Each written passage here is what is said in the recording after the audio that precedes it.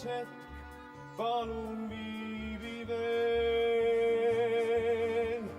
Kui koitas mind tervitab, siis sind ei näe ma eal ja kardan, et hülgad mind, ootan siiski sind.